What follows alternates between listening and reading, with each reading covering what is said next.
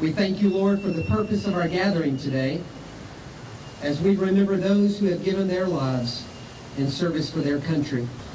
It's very fitting today that we take this time to honor American service members that have given the last full measure in defense of our nation. But I also think that they would not want us to lament in their passing, but instead celebrate their lives and honor the sacrifice they made to ensure freedoms that we all enjoy today. Nothing that I can say here today will ease the pain of losing a loved one, a friend, a comrade, a wingman, a battle buddy. I have no illusions about what I can add to the memory of these brave men and women who gave their lives willingly for this country. I think about the soldiers and airmen, sailors and Marines and Coast Guard that I serve with today, and they are the best kids in the world.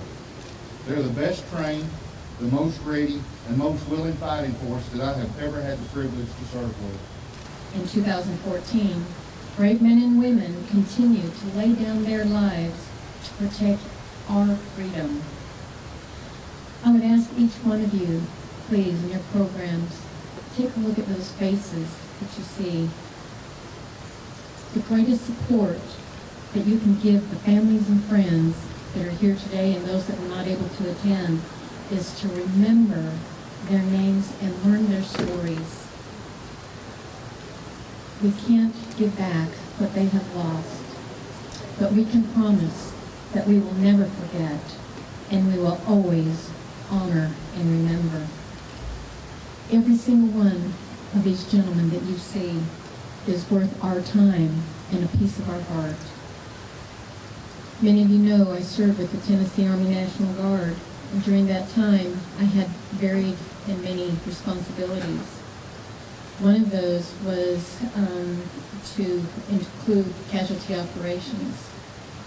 A very young specialist by the name of Billie Jean Smith and I worked together to provide notification and casualty assistance teams when tragedy struck the Tennessee National Guard.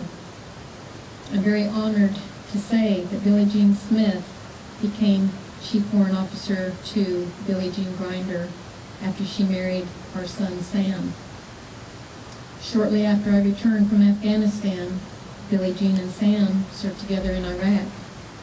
Sam came home and he fully expected that his bride would follow, and after that they would renew their wedding vows on our farm. Billie Jean was 25 years old and just days from coming home when on February 21st, 2010, Billie Jean and another Tennessean, Captain Marcus Ray Alford, were killed in a helicopter crash. We are very proud of our daughter-in-law and her service, but we continue to live and grieve with her sacrifice. The Gold Star Family Network is not a group that you ever hope to join, but when you find yourself facing tragedy, it is comforting to know that there are others who understand and relate to your pain. I want to leave you with one more thought. The most powerful way that we can remember our fallen heroes and support their surviving families is to make the most of our freedom. Make each day count and never forget, never ever forget why we continue to live and enjoy the greatest country in the world and the greatest state in the nation. Welcome everyone, we very much appreciate you being here. I want to give a special welcome to someone who has not only served our country as a military veteran, but is the longest serving member of the Tennessee General Assembly who's with us today. Senator Douglas Henry, you honor us with your presence. Thank you very much for joining us today. It truly is an honor to be here today as we remember the brave men and women who have given the ultimate sacrifice. This morning I had the privilege of meeting with the families of the men who we are going to honor today. And it always strikes me that we're here to honor a sacrifice that people made in uniform. But what these folks remember is a lot of life that happened outside of uniform. A son who gave himself to his mother in so many ways. A friend who was such a good friend that one of his fellow soldiers asked him to be the godfather of his child. A nephew who is known as much for his goofy antics around the family swimming pool as he was for his bravery in uniform. In a few moments, the vet is going to share the stories of how we lost each of these brave men, but I would like to share a little bit more of what I've learned of them. Sean Mullen was originally from Dover, but when he was transferred to Fort Campbell, he and his wife made Adams, Tennessee their home. Stephen New not only left behind a large family in Tennessee, but several friends from his unit who are with us here today, and I was impressed with how many folks that served with him showed up today. Major Howard Andre's family couldn't be with us today because they're paying tribute to his military legacy by attending his grandson Brad's graduation from Annapolis, United States Naval Academy. Brad plans to become a Marine. Danny Lee, also known as Tall Dan, started talking about serving in the Army when he was 5 years old. Lawrence Wood's children remember him as a loving father who was always looking for someone else to help. And Judd Mount was known for his sense of humor and energy. His mom says he jumped out of bed every day ready to go. And there's not a day that goes by that she hasn't missed him terribly. Major Andre and Staff Sergeant Woods were missing for decades. And we are relieved that their families now have some closure, though their pain remains as they cope with another phase of grief. As General Haston said, we've lost 149 Tennesseans since 2001 in support of Operation Iraqi Freedom and Operation Enduring Freedom. And more Tennesseans have volunteered to serve per capita than any other state. To all our grieving families, we know it wasn't easy for you to be here with us today. While you want to honor your loved one, it also brings back pain. We don't take their sacrifice for granted, and I can promise you that the state of Tennessee will never forget their sacrifice. On behalf of all of the state of Tennessee, thank you very much for your loved one's service. Governor Bill Haslam declares May 23, 2014, Gold Star Family Day. Gold Star mom, Joyce Mount, lost her son 5 months after he sustained a combat injury in Afghanistan. Warrant Officer 1 Judson Mount was seriously injured on November 8, 2008, when his convoy vehicle was struck by an improvised explosive device while traveling near Baghdad, Iraq.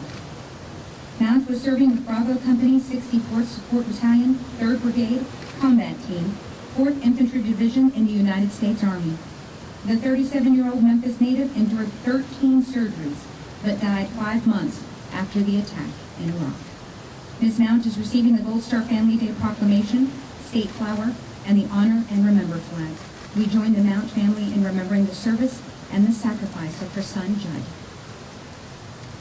Warrant Officer 1 Sean W. Mullen of Adams was killed on June 2, 2013 by an improvised explosive device while conducting combat operations in Afghanistan in support of Operation Enduring Freedom.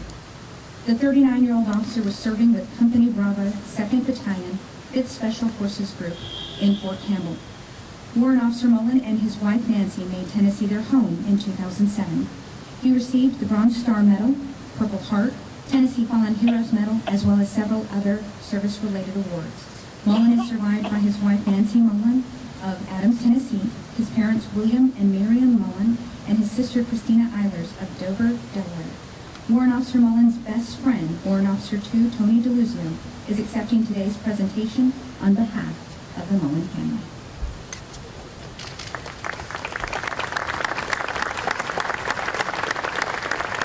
Staff Sergeant Stephen M. New was fatally shot during an attack on his unit in Afghanistan on July 28, 2013.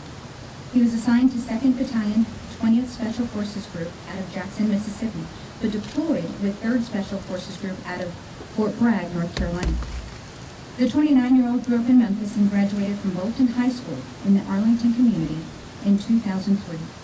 In 2011, New was selected to become a Special Forces Medical Sergeant and completed the Special Forces Qualification Course in 2012.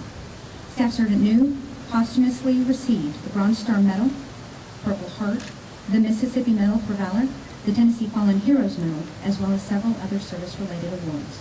New was survived by his father and mother, William and Michelle New of Bartlett, and sister Rachel Schaub of Saudi Daisy.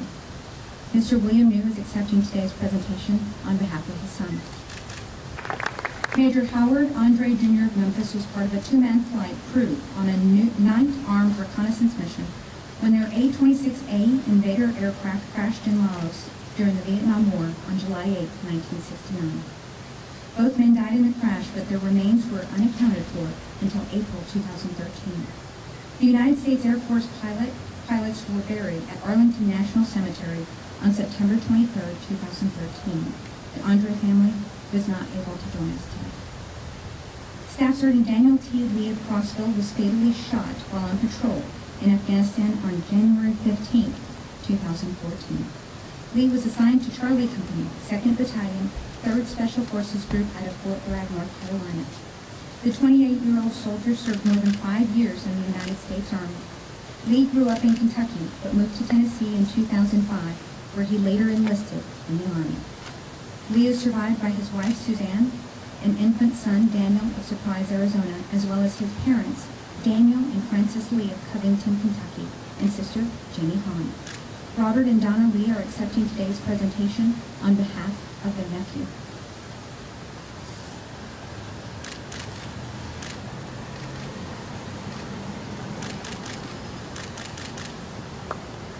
Staff Sergeant Lawrence Woods of Clarksville was among 8 service members killed in a plane crash on October 24, 1964, and was the first Tennessean to be declared missing in action leading up to the Vietnam War. Woods was a member of the 5th Special Forces Group based out of Fort Campbell. The United States Army Staff Sergeant was aboard a C-123 Provider aircraft that crashed when it was struck by enemy fire while resupplying a U.S. Special Forces camp in Vietnam. Woods was 39 years old. Searches conducted from 1997 to 2010 excavated the wreckage and recovered Woods' remains. He was buried in a group burial at Arlington National Cemetery on March 21, 2014. Lisa Zamansky, Stephen Woods, and Deborah Sakrisky are receiving their presentations on behalf of their father.